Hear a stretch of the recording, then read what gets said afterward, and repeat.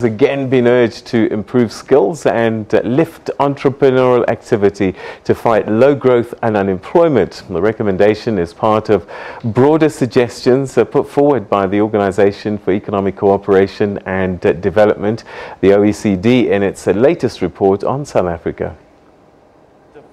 Another report echoing economic advice to the country. The OECD says wide-ranging structural reforms are needed to spur growth and create jobs. They include opening up various sectors to create competition, deeper participation in regional markets, cutting red tape for small business, and ensuring young people are appropriately skilled for work. Isn't it a paradox that you have so many people without jobs, and at the same time, when companies are complaining they can't find the right talents, the right skills? This means there is a mismatch between the skills and what the market is demanding. And that means we got to do better. We have to massively upskill, reskill, skills.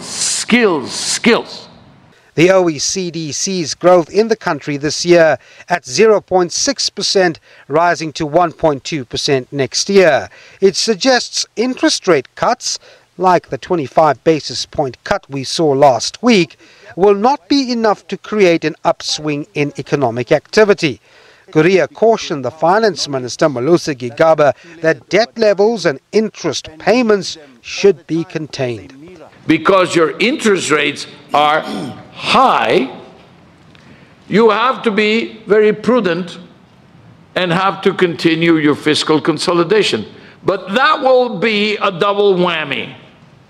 Why? Because you will keep your debt low, but by being perceived to be doing the right things, the cost of your debt will drop.